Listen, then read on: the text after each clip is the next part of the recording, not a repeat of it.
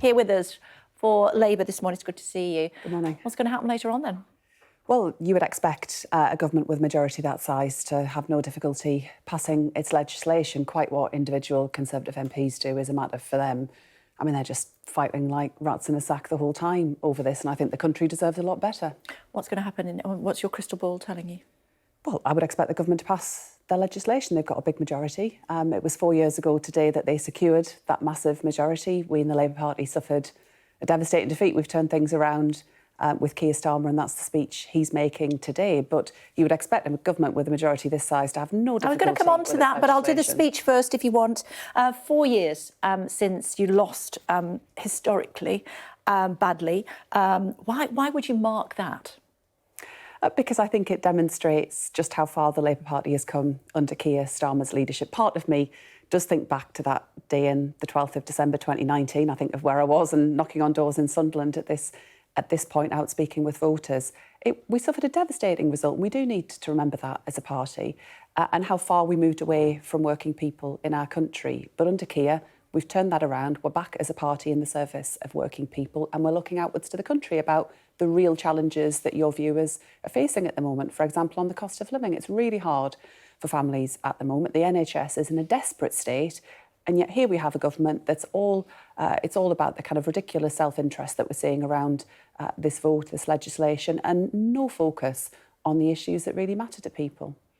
What lessons have you learned since 2019? That you have to be a party that is very rooted and connected to what people are telling you. And I heard that message in that general election loud and clear about the changes that were needed in the Labour Party. That is what Keir Starmer has secured.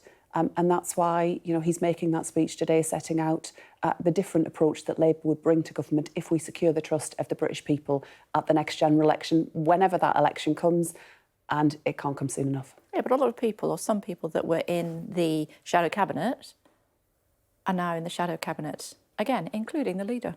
Yes, some people were, some people weren't. Personally, I wasn't. Others were. It was a tough time in the Labour Party, but we've changed as a party. Keir's transformed our prospects, and that means we're looking outward, speaking to voters, focused on the issues that do really matter to them. Unlike the Conservatives, where day after day it's gimmicks, infighting, and it's all about the Conservative Party. What voters want is a party that is focused on the needs of the country, not on their own self-interest. But that's what you were saying in 2019. You're saying the same thing now? Well, in 2019, there were an awful lot of very difficult conversations that were had on doorsteps, the length and breadth of the country, I can tell you. And I heard the message from the people that I represent, and I heard that message from voters in other parts of the country too. We suffered our worst defeat since 1935, but we've reflected on that, we've learnt from that, and Keir's turned around the party. Yeah, but the spectre of Jeremy Corbyn still haunts your leader, doesn't he? You have to accept that. Well, Jeremy's not a Labour MP, he doesn't hold the Labour whip, so action was taken. Keir Starmer wanted him to be Prime Minister. Yeah, and Keir Starmer has taken tough action to turn around the prospects of the party, and that has included taking action around anti-Semitism that cast a very long and dark shadow over the party, was completely unacceptable. And when Jeremy Corbyn refused to condemn that, action was taken against him. Why did he change his mind about Jeremy Corbyn? I think anyone who suffered that kind of defeat at a general election should reflect on why that has come about. Keir absolutely has done that and has turned around the party.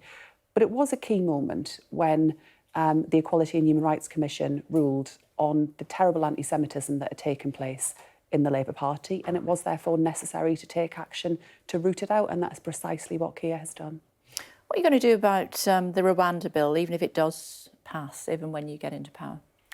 Well, the problem with the Rwanda bill is it isn't going to fix the fundamental problems that we see right now in the asylum system, which is completely broken after 13 years of the Conservatives. Huge backlogs of cases that just aren't being processed. We need to get on and process them. And as a result, we're spending £8 million a day housing people in unsuitable accommodation, such as hotels. So that has to come to an end. We need to process cases, stop the use of hotels, and take much more action where it comes to those gangs, criminal smuggling gangs, that are exploiting human misery and causing people to die in the Channel. What are you going to do about Rwanda, though?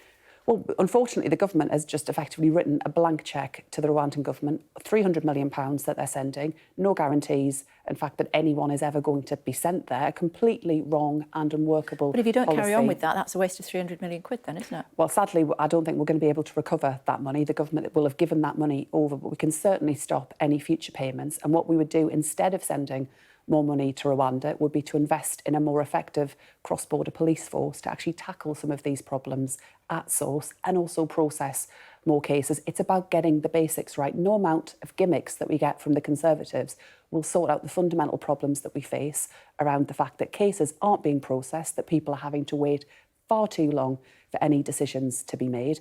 And that applies to people who've got a legitimate case to be here as well. It's not fair and it's not right for those who do have a right to be in the UK. And for those who don't, we should take action to remove them. Just hearing, as you're chatting to me, Bridget, that your leader has just underlined that you would revoke the Rwanda bill if indeed you did find yourself in power. Yeah, we won't be supporting it. We will not continue with it, absolutely not.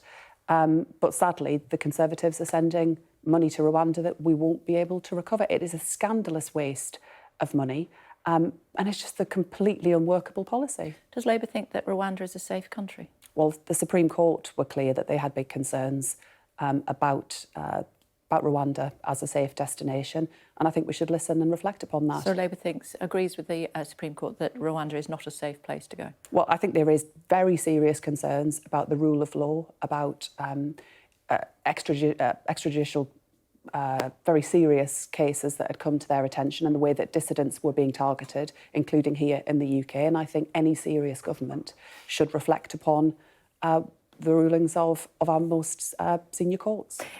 In all seriousness, finally, do you think that this Prime Minister is in his death throes politically?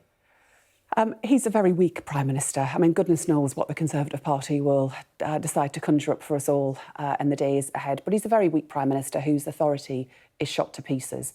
But what concerns me more is what that means for the British people. It means they don't have a government that's taking action on the issues that do really matter at the moment: the cost of living, the NHS, our police service. All of that falls to one side as they fight it out amongst themselves. I've just had enough, frankly, of talking about what's going on or who's up or who's down on any given day within the Conservative Party. Government is about the serious work about making people's lives better and about improving the prospects of our country, and that's what a Labour government will be focused on. Did you know that the Conservatives have had more Prime Ministers since 2010 than Labour have ever had?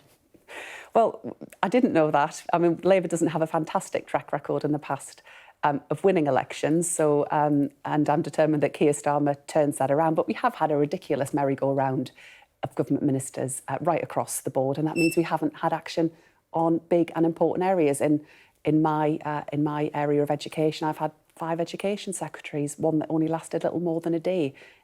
It has become ridiculous. Good to see you. Thanks for joining us. Thank you. Much appreciated.